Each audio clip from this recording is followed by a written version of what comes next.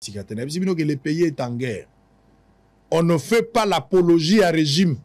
On ne parle pas pour la gloire du régime, parlez pour le Congo. Ah.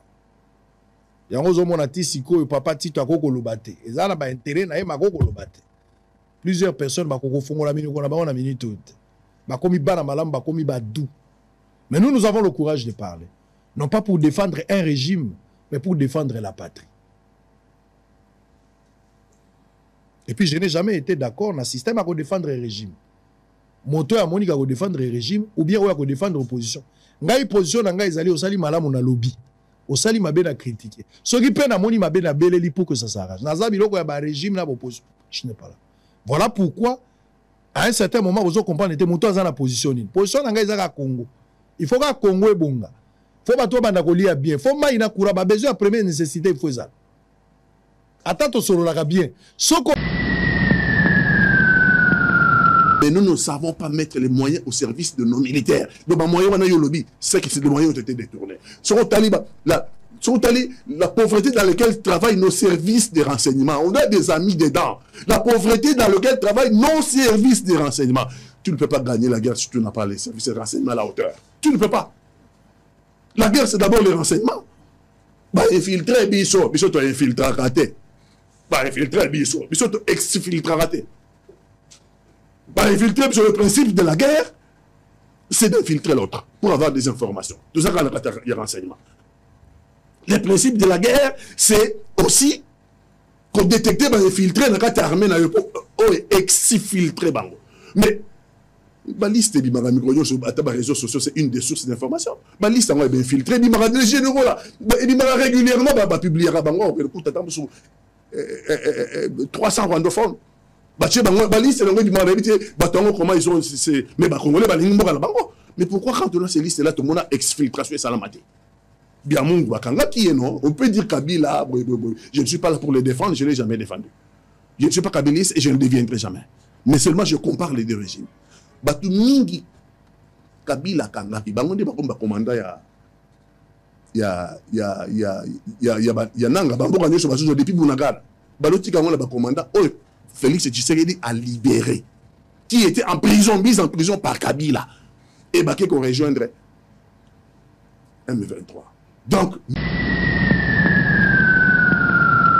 voilà, bonjour, bonsoir, abonnés, puis à CHD TV News. Merci beaucoup de la confiance, de fidélité, pour l'Arabiso. Vous continuez toujours à s'abonner, à liker, à commenter. N'oubliez pas de partager. C'est bien votre humble servante, Natacha Boto, la Père Lara. Mon maman, en tout cas, merci beaucoup de vos commentaires, de partager. En tout cas, à chaque fois, vos commentaires, j'aime, face au bino boza.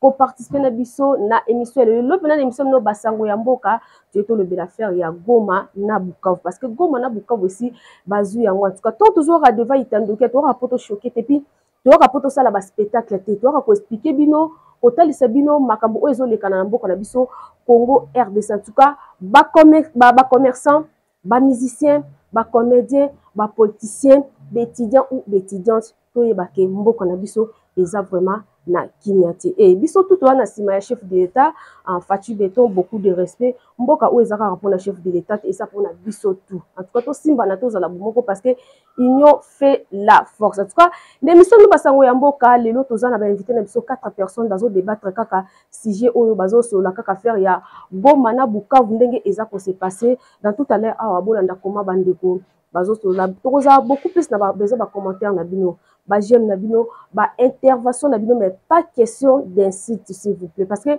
ma finga et peut sa solution té na place au finga peut sa ta idée comment eloko oyo eko porter un plus ngai nayo et voilà sans plus tarder là je dis un grand merci na les bons dieux tontos à bonne santé il faut toujours remercier les bons dieux biso ba oso ginzambete mo boulot makasi ye plafond ye numéro 1 vient Natacha Boto je dis bonjour bonsoir à mon boss à mon papa Migo depuis quelque part merci beaucoup na famille Boto merci beaucoup na ba etu balingaka Natacha Boto voilà bandeko vuma bolanda ba invité na biso ndenge ba soli kaka faire ya Goma o na Bukavu comme ça tokozonga après merci beaucoup. Tout place ma Congolais bazali na pesi bino mbote motema ezana pasi koyebete bozo vivre na liberté te surtout bato bazana Goma na bato bazana Bukavu bozana kimiate bozana bonsomité boko vana na monguna malgré bino boza place wana bokotala lolenge bango bazo agir bazo imposer bino oyo bango balingi komona na ndenge bango balingi makambo esalama eza ko sala bino pasi mais c'est ça la réalité. Nous sommes en train de réfléchir, de contribuer à l'intelligence à travers les analyses pour permettre à ce que la solution soit trouvée. Donc makambo tozo ya koloba na télévision tozo sala spectacle te tozo ya nangote parce que il faut bato ba mona biso tolobaki tozo loba nango pour que l'État aza koyoka biso ba service mokonzi ya mboka ba kwa koyoka makanisho ezali kobimawa parce que ça peut aider le pays. Ça peut aider le pays. Mochopi omonaki na balabala ezangi tina. Mochopi olinga ko bamba libanga na balabala. Yango nde ko sali sopozo mbisi ya monene bale. Maya salite oyo omonaki tina na ngote. Osokoli bilambo lingo bwaka mais so ndako epeli moto yango nde ko sali so tango mosusu ndako moto ezika. Et moto tika kopeli sandako. Même l'eau sale pourra t'aider un jour à éteindre le feu. Même un verre de terre pourra être important ou utile pour toi. T'aider quand même à attraper un gros poisson dans l'eau. Donc, bolanda banalizo na bokebi. Eza spectacle était. Nazolo bana Congolais nyonso. Mboka ezali na bitumba. Est-ce que bozali conscient? Est-ce que bozali ko comprendre? Bato ya ba parti politique na kotanga ba kombo na binote. Je ne ferai pas la publicité à ba parti na bino. Est-ce que vous se rendre compte que mboka ezali na bitumba? Ba politicien. Est-ce que vous allez koyeba ke mboka ezali na bitumba? Les étudiants. Vous allez koyeba ke mboka ezali na bitumba? Ba chaer, ba mécanicien, ba chômeur, ba mama basi bana. Est-ce que vous allez koyeba ke l'air est grave mboka ezali na bitumba? Ezatangwa wali sekite. So les alaki pona ngai moko na koko ya na télévision te. Nous venons pour la patrie. Tozo ya pona parti politique te, tozo ya pona régime te. Tozo ko pe sa contribution na biso pour le pays. Na bonde bino bozwa conscience. So qu'on limite koza malade de traitement et kozala te. Il faut d'abord reconnaître que tu es malade. Mboka eza na bitumba. Koze la porte-parole te à gouvernement biso ke mboka eza na bitumba. Iyo moko foi ba ke mboka eza na bitumba. Cause là a te porte-parole ya armée nde aloba te mboka eza na bitumba. Ça c'est une vérité mboka eza na bitumba. Et on sait la communication officielle te mboka eza na bitumba. Bukavu bazui yango, Goma bazui yango. Tu as besoin de pas autorisation pour tolo bazui Goma na Bukavu te. Goma na Bukavu, gouvernement congolais, peuple congolais a dit que tu as contrôle ya Goma na Bukavu te. Ça c'est une vérité. C'est qu'on sait déjà qu'on est malade. Maintenant les diagnostics ezanini qui s'y a coupé ça ezanini. Et l'attitude ya bateau bazana malade pembeni. Faut bazana on. Pour garder malade pe azana droit à cause de l'attitude ya malade. Na minute tu as besoin de solution nyonso. Moto abelisi mwana sika kintuntu azo tambola partout. Pour luka kisi akobikisa mwana. Bo fongola matoi. Bo fongola matoi boyo ka analyse. Nous sommes en direct. Je vais prendre 4 personnes comme d'habitude. Vous voyez que Nabisaki Bino pour na makambo ezali important. Topé si chance na bande koto aka ko réfléchir. D'abord nazo remercier bango pour la disponibilité na bango bazo tika nyonso bazanango. Ce sont des sacrifices de foi. 18 heures, c'est beaucoup. Je suis très reconnaissant pour l'engagement Nabino, disponibilité Nabino. En tout cas, Congolais, il faut reconnaître Yango Bengai Mokope, Moto Nakobeng Sabino, pour Nakope, sans contribution intelligence Nabino, et c'est la reconnaissance vis-à-vis Nabino. Nabino que le pays est en guerre. On ne fait pas l'apologie à régime. On ne parle pas pour la gloire du régime, parlez pour le Congo. Ah.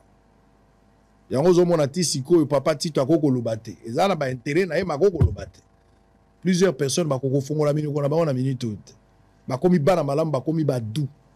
mais nous avons le courage de parler, non pas pour défendre un régime mais pour défendre la patrie. Et puis je n'ai jamais été d'accord dans le système à défendre un régime. Moto ya monika à défendre un régime ou bien à défendre l'opposition. Ngai position ngai ezali osali malamu na lobby. Osali mabe na critiquer. Ce qui peine à moni mabe na beleli pour que ça s'arrange. Naza biloko ya ba régime na opposition. Je n'ai pas là. Voilà pourquoi à un certain moment vous comprendre que moto aza na position ni. Position nanga ezaka Congo. Il faut que Congo e bonga. Faut ba to banda ko lia bien. Faut mai na kura ba besoin première nécessité il faut ça. Attends solo la bien. Soko pesi onga na zo lukate lokola ba congolais par titre personnel la Congo ya Congo. Heureusement qu'on a eu aux loko ko sala tenga na robeto biloko wa procureur a comme invitation va les répondre. C'est clair. Et puis, Moutakou Fate Moutakozalaka. Kabunda dans la prison, Azo Belate, Aza Makasi. Na ligne le bate que Akuri Belate, Aza Moutou. Mais pour la Koyebiso que Moutou Moussou soit Libanda à Koufi, mais Kabunda dans la Katipa Koufi. Il ne faut pas intimider les gens. Quand les choses ne marchent pas, on doit se le dire, Nengezo Tambola. Ceux qui pèsent au Tambola, tu ne vas pas Nengezo Tambola. Faut que yoka. Malade à Boya Kisi à Monganga, Mingi Minga Soura na Lilita. Allez, Pati Katanga Mbote Kaka Mbote. Mbote mingi sango et matondo na yo moko po au pesibiso matondo ndingi toyaka 18 ans pour la mamamboka mais yo à tout seigneur tout honneur. Merci. Parce que oh yo Zakosala c'était les devoirs je pense de la télévision nationale. À Salande Moussalo Yorosal. Mais yo en tant qu'entreprise privée yo za pour sa bénéfice hein. Tu n'es pas ici pour la ça plaisir aux entreprises privées aux pour sa bénéfice. Mais au tikinyo surtout wana au bipesi na patriotisme parce que le bimbo ke kweyate. Chapeau bas. Chapeau bas la mandeko ba utala biso. Merci. Allez fumoto ton mbote pa na yo. Na bandeko tozana ngo mbote na yo. Pe mbote na banyoso bakolanda biso na kombo ya Congo notre cher patrie. Très bien. Allez ndeko Muza Clément Kaimbe mbote pe. Mbote na yo mbote na baninga nyoso yo pe bandeko bakolanda biso. Mbote pe na bandeko nyoso tozali na bango na plateau naza na esengo parce que après 55 jours il y a enlèvement ya ba militants SID mibale ba monani batindaki bango na parquet Anjili bazakuna Rolanda procédure pour te bandenge nini bakotika bango. Très voilà. Bien. Allez ndeko Joël Kitenge mbote na yo pe. Mbote Papa Sango, mbote na ba ndeko nyoso toza na bango na plateau, mbote na ba congolais nyoso bakozali bakwa kolanda biso. Très bien. Allez, tous allez en direct, messieurs et dames. Mais on va aller à l'essentiel. Chacun pourra peut-être avoir 12 minutes. On va aller à l'essentiel. Mais bon, la ligne vraiment les lobos à la moi litoi parce que ce que vous pouvez litoi était aux à la moi passé. Bandegolanga na ligne partagé sur l'actualité. La situation sécuritaire et yamboka na bisolelo. Na stade tous anango sikoyo ndenge toye lelo na tongo. Na lingi nazwa la lecture ya mutuna mutu comment les choses évoluent. Lelo situation ezanini selon information na yo. Comment vous voyez les choses? Makambozo qui est dans le bon, dans le mauvais, est-ce qu'il y a espoir? Tozaka na libos na premier point. Donc, nous tenons sur ça la lecture nae. Voici ce qui se passe au Congo actuellement. Voilà ce que moi je vois. Nabiko pe sa ba solution te. Voilà ce que je vois. Ozo sala moi évaluation et déroulement makambo ndenge zo zalela. Ce que ça critique au koki ko expliquer ndenge zo mona makambo za botambola. Au koki pe ko kende ce qui devrait être fait. Mais voilà qu'on a deuxième point. Ce qui devrait être comme ma solution par rapport à la sortie à crise. Mais d'abord à ce stade ici, parce que pourquoi on a tenu nos questions. Tozali na likambuya Bunagana, tozali na makambo ya Sake, tozali na makambo ya Ruchuru, tozali na makambo ya Goma, tokomi na makambo ya Bukavu. Ennemi azo continuer kozwa ba ambition au fur et à mesure azo kende. A continue na Bukavu presque na promenade de santé. Bitumbe betamite, permettez-moi na bengango promenade de santé. Ba continue na Bukavu. Alors qu'il y a eu des contradictions, d'abord on a eu Bandeli à samedi, même le gouvernement congolais a lobaki ke Bukavu za la contrôle na biso la ba wazalendo. Batope va sepelaki par rapport à tweet ya Emmanuel Macron. Mais na tongo nango situation mususu ekomi na boka. Bukavu sous contrôle. On a même tiré sur un policier roulage. Ou balance à la circulation. Babomir, nous avons tous vu les images. Bazo continuer pe ko boma bato. La situation actuelle, mutuna mutazo évalue en ndenge nini à ce stade. Est-ce que tu as la même compréhension de la situation actuelle ou bien tu as une incompatibilité dans ndenge to ça de la approche? Vous avez la parole en premier. Merci Sango, merci Bandeko Bakolanda biso et l'autre aliboso na ko souligner na racine dans la semaine passée. Bible ko yebisa biso deux choses, c'est Jésus-Christ qui dit mon peuple périt par manque de connaissance. 2. Lorsque vous saurez la vérité vous affranchira. Na yaka awa pona ça plaisir na mototé. Na yaka awa pona loba makamuna sens oyo batu balingi eloba melate. Na yaka awa pona on défendre le Congo et seul le Congo m'importe. Kaka Congo kaka.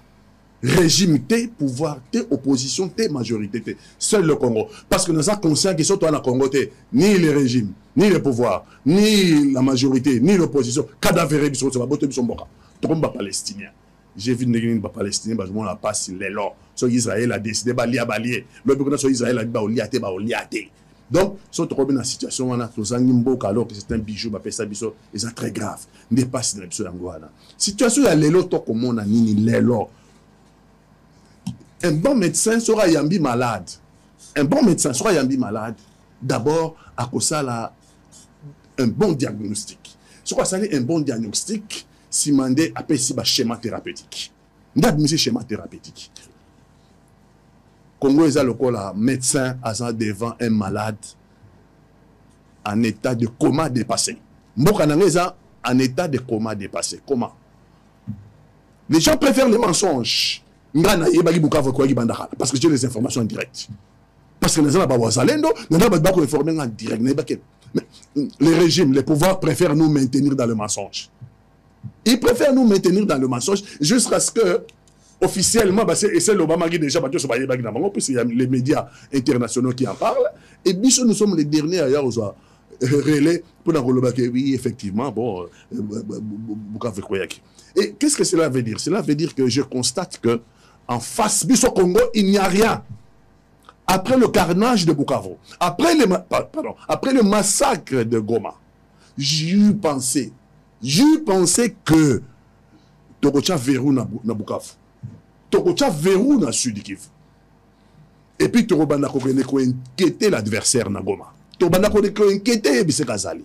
Parce que ces deux provinces sœurs, les Aba et Kangabi, seuls les là qui vont séparer Bango, mais aussi entre Bukavu Nanini, Nzelape Yamabele Zali. Donc je pensais que Toche verrou na Sud Kivu. Toche verrou na Bukavu. Et qu'on va de temps en temps inquiéter l'adversaire au Hazan Goma. Mais je constate que l'adversaire a continué à progresser. Ça, c'est ce que je constate. A continué à progresser. Les lois na Sud Kivu, a comme une Nyangezi. On a baoui baïbi moi kuna, sur comme une Nyangezi, et la xige chemin aux autres ne ouvira. A comme une Nyangezi, donc c'est la nationale 5, oui, c'est la nationale 5. Alors les gars, bientôt pont Camagnon là, Katogo, Takula, Umati, Okei, ouvira.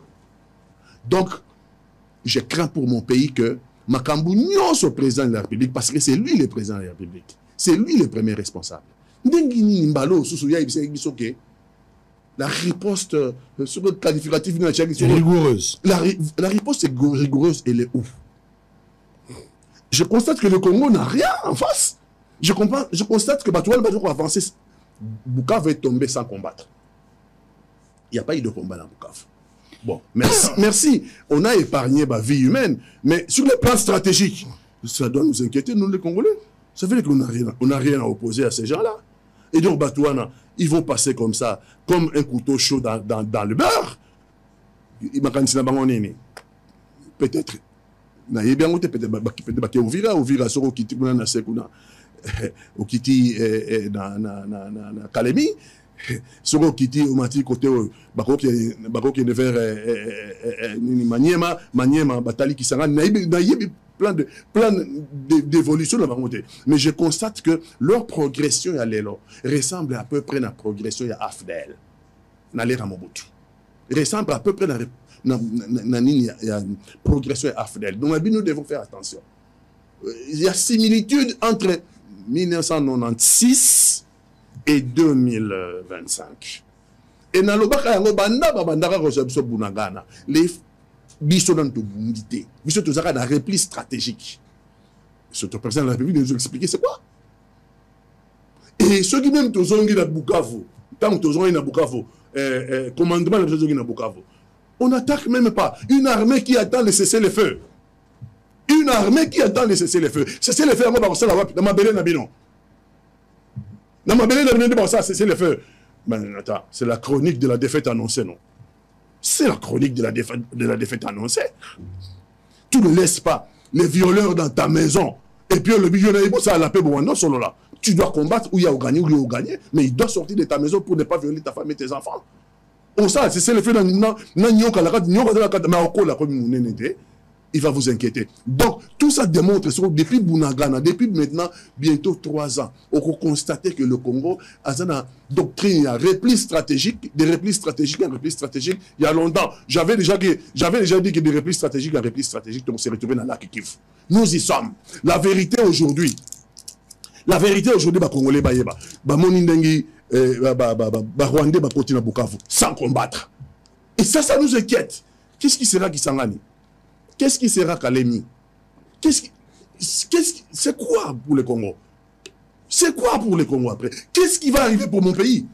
Sans aucune résistance, sans rien. Et donc le président de la République, quand il disait la moindre escarmouche, quand il disait dans la campagne électorale à Télémi,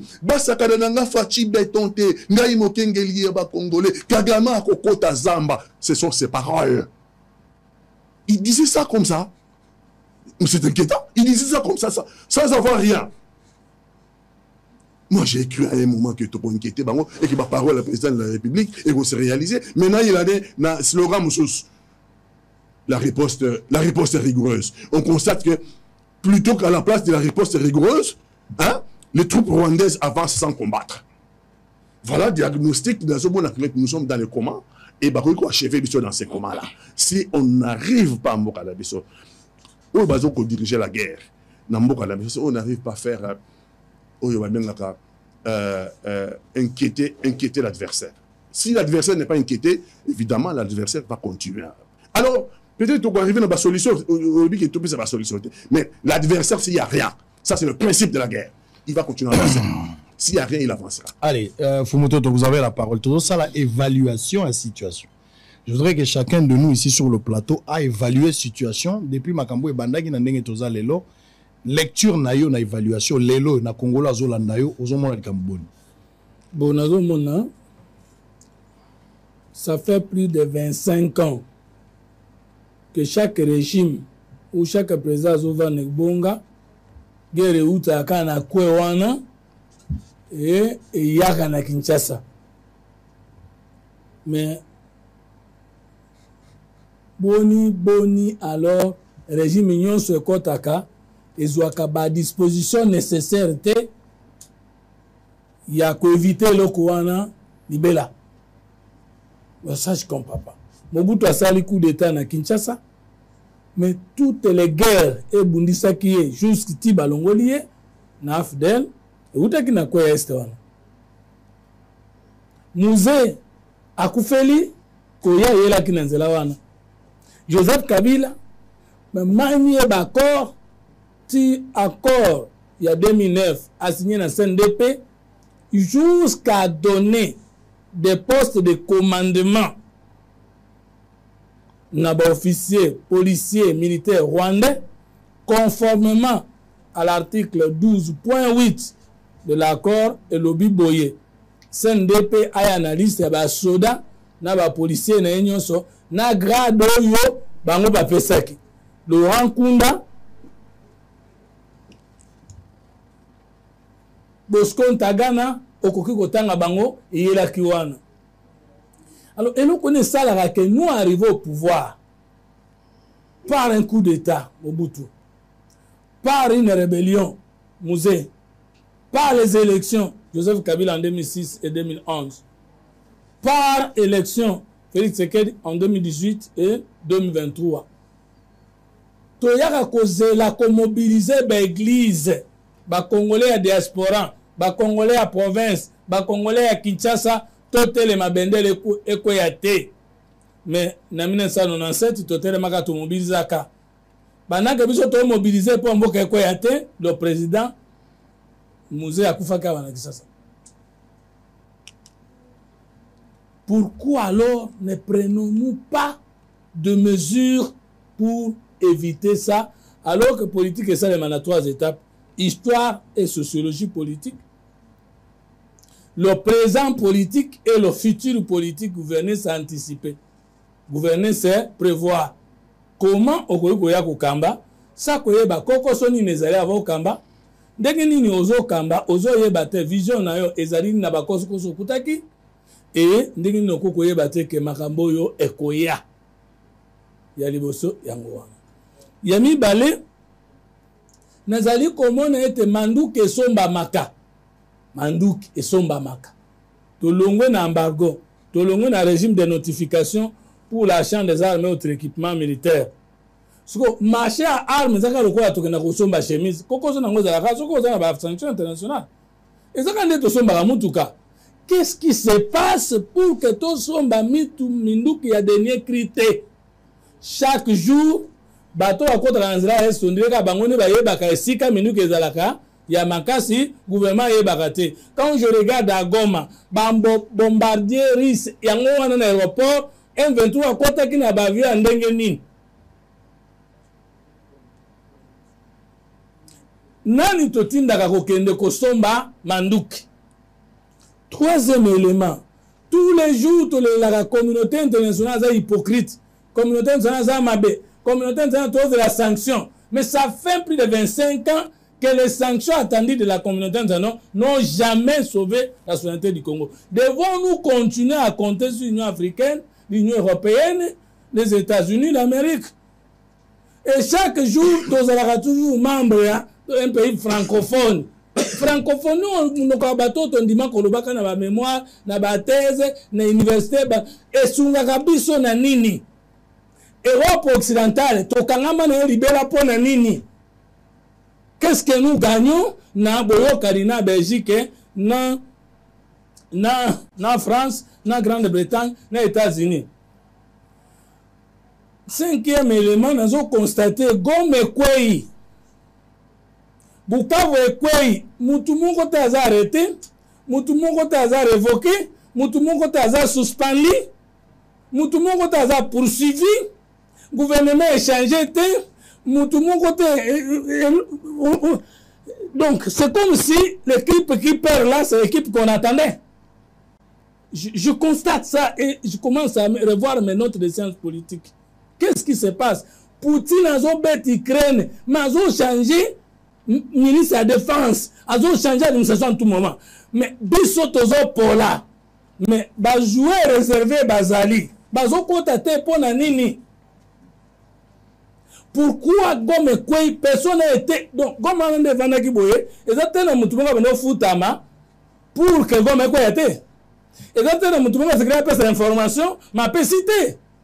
Donc je me dis est-ce que les amis donc finalement makambo ezoleka tozo la sanction l'Union africaine mais mboka était le makate na ba structure régionale sous-régionale internationale mboka était le makana ba alliance des États personnellement avec les autres États, c'est-à-dire boyokani ya Congo d'abord na France bango mibale na boyokani ya Congo na États-Unis bango mibale ne boyokani na bino wana nde soki boke na sommet ezande bato bayokana na bino avant beaucoup na sommet bango nde bakolobela bino na sommet parce que la science politique comme dans la politique lobaka avant une réunion politique il y a une pré-réunion réunion à liboso de la cas pendant la réunion il y a une réunion tout ça la réunion politique la réunion il y a une réunion qui passe sur place c'est-à-dire bato abengi sa réunion bazaka na consigne oyo babando guider réunion na poesi la kande balingaki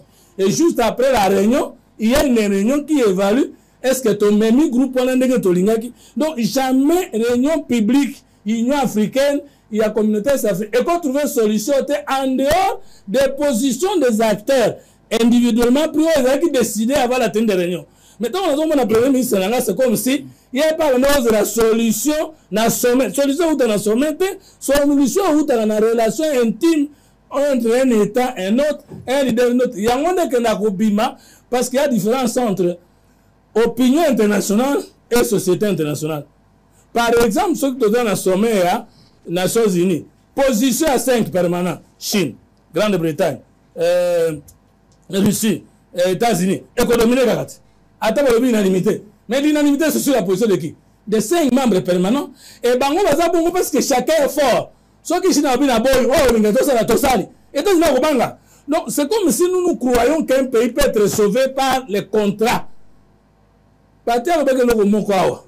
Comment un gouvernement cause la résolution à cesser le fait pendant que l'agresseur est chez moi? Quel cesser le fait? Et la constitution se serait fait attaquer après un jour. Et puis, le président catholique va commis à Goma, va sonner à Nanga, va saluer une déclaration sur la lobby. Nous sommes satisfaits, il nous a rassurés. A rassuré Bango. Bango, ça a 2 jours de comité, une semaine de comité à Bukavu. Parce que Barassi a gagné. Donc, moi je pense qu'il y a un problème. Et puis, on a 3 ans autour du but, le Congo a un problème d'hommes, de culture et d'organisation. Très bien. Et l'Union Kolobaboué. Toute idée est une idée ensemble. Toute valeur est une valeur à peuple et à la démocratie. Ce qu'on est là, tinzo toté et qu'on peut trouver une solution dans la vie à batoté. Tant qu'il n'y aura pas de Congolais conscients que menace actuelle est une menace sur notre être, nous tous, c'est au-delà de la menace d'un régime. Nous avons Congo Kokabwana. Parce que je ne vois pas un rebelle qui est en position de force à accepter les négociations. Le régime est sens politique est simple. Le pouvoir négocie avec une rébellion lorsqu'il n'est plus en mesure de la mater. Et une rébellion ne négocie que lorsqu'elle n'est plus en mesure d'avancer. Et n'est pas en mesure d'avancer, ça veut dire soutien naïe boyi. Et comme on ne peut pas faire rébellion, agression, sa arrière-base, en ce moment, si la France, les États-Unis ou une force quelconque et convaincre Kagame, retire-toi. Au cas où on a une négociation parce que arrière-base naïe est longue. Mais un rebelle qui fait tomber une ville sans combat, et vous lui dites dans cette position-là, il y a quoi négocier pour intégrer le gouvernement. Et ça, le matin. Très bien. Donc, nous constatons que Tozo Koufa, lorsque le gouvernement communique via RTNC, le gouvernement suit de près ce qui se passe à Bukavu. Ah mon Dieu. Vous suivez de près ce qui se passe à Bukavu. Ça se passe en dehors du Congo ou dans le Congo. Alors que vous n'avez plus le contrôle. Est-ce que communiquer est cause à l'Église, est cause à l'ONG, est cause à l'opposition? Nous disons, restez en Dakou, mais Tozo Landa de près. Ce qui se passe, vous suivez de près. Donc vous êtes en train d'observer comment les choses se déroulent. Je vous reviens. Moussa, vous avez la parole. Nous parlons de la patrie, hein. On ne parle pas du régime, on parle de la patrie. Merci. Pas des attaques, on réfléchit. Non, merci beaucoup, Papa Sango. Vous avez attaqué, vous rappelez Likambo. Allez-y. Nga na linga ina lela o na lela kia ma monsieur Tanga kinga ya o. Lelo na moni attitude ya ndeko na ngai fo mototo. C'est ça au yuzo la qui ça que les pays dans un état de guerre. Tu crois qu'on volait en sous-souté. Avant tout ça, là, débat awa sur cette disposition, il y a l'article 219 de la Constitution, l'état de guerre. Au début, comment nous étions opposés, mais aujourd'hui, nous sommes tous d'accord que nous sommes en état de guerre. Nous avons occupé Mbela Oyo Pessi na population. Vous avez leader d'opinion. Moi, je vous félicite.